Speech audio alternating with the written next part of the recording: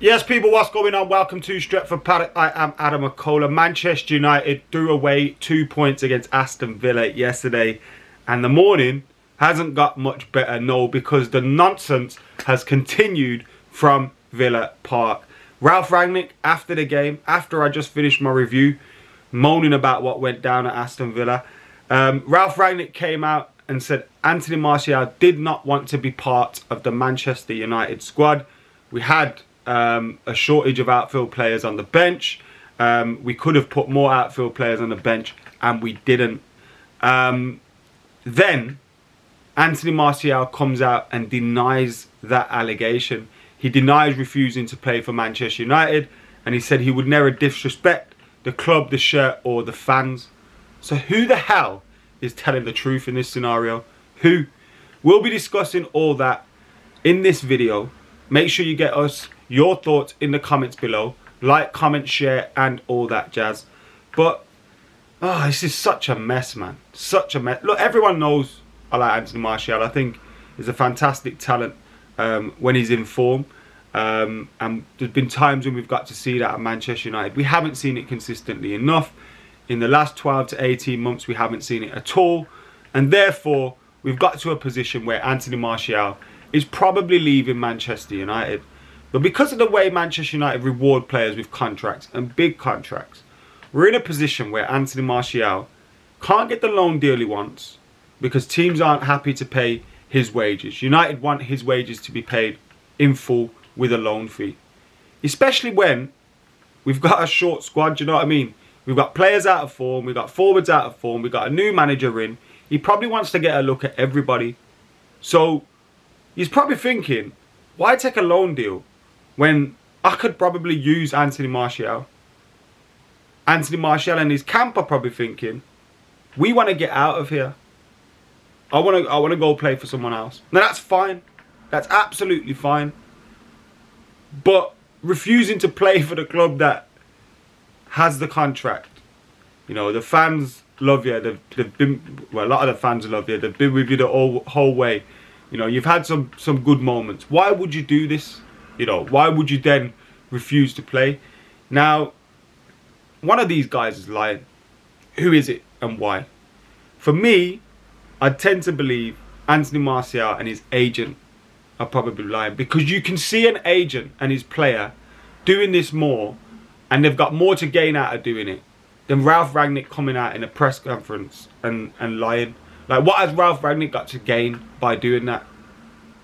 Just another unhappy player in his squad.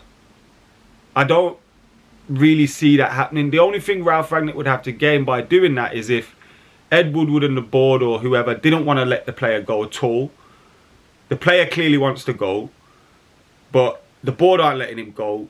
So how do I make this happen quicker so I can get someone in? Then saying that in a post-match presser would make sense, but I can't see him lying about that. I genuinely can't.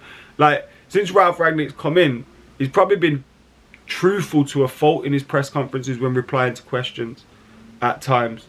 So I can't see that one, but is it possible? But I don't think that's the case. I think this is the case of the agent who's been speaking and wanting to get his player out, the player not getting his move, and then thinking, how can I speed up this move?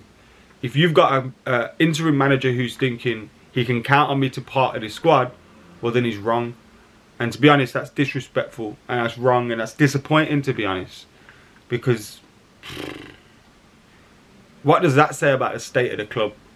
Do you know what I mean, at the moment? What does that say about what's going on behind the scenes? What kind of example does that set to younger players in the squad? You know what I mean? That one of your top earners, one of your top players, you know, is doing this. So look, I know it's football. I know these things go down sometimes. And look, I might be wrong on my assessment here. And he may be telling the truth. He never refused to play. But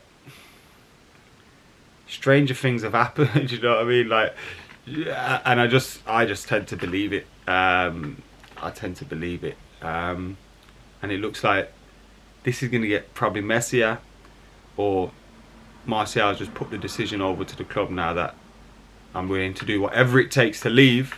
Give me my move. But again, it's like, fuck's sake. In that case, you got to get someone just out of there, don't you?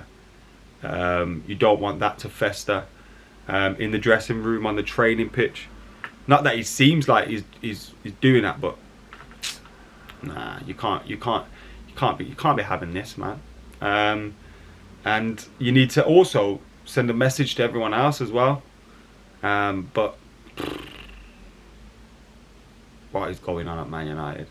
Absolute nonsense. Top four is probably gone. You know, when you're playing the way you are playing, you're dropping the points. Now, I think we've only lost 1 in 11, which sounds great. But when you're drawing the amount of games that we're drawing, the performances, like, we've had an hour of good play under Ralf Rangnick, half an hour against Villa, half an hour against Palace. Both of those games have seen us, you know, eventually let slip of control in the game and allow the other team into it. Against Palace, we held on. Against Aston Villa, you know, we got punished. Aston Villa are a good team with some good players and a decent coach, and we got punished for that. We didn't change things quick enough in the game, to be honest. But again, if you've got players refusing to be on your bench, you're leaving your manager in a difficult position. And look, the start of the season we thought, and I think rightly so, you know, we finished second, we signed Sancho, Varane, Ronaldo. You think, moving forward, we've got a squad that can go somewhere.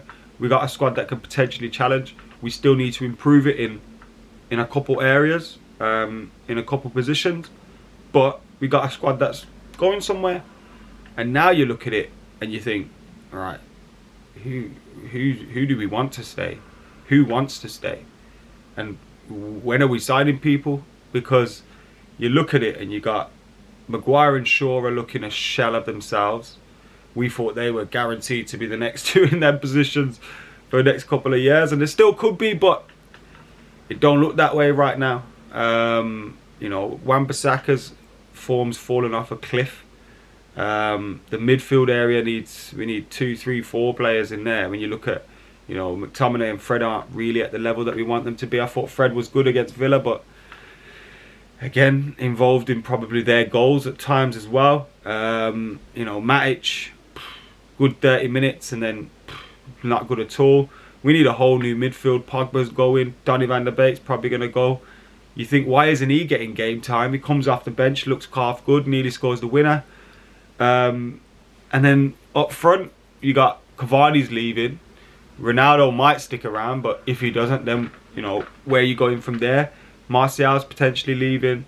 You got Greenwood, Sancho, Rashford, which I think should be a cornerstone of this team, and we should build around those kind of players. But there's a lot of players, contracts expiring, looking to leave, and we're looking back at a point now where we've got to do this rebuild all over again.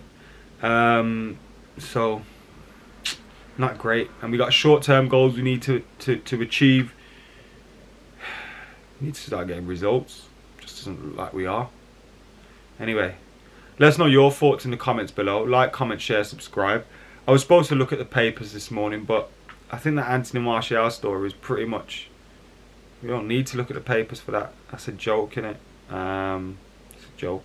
Anyway, keep it like, comment, share, subscribe. Until next time, this has been Stretford Paddock. See you later.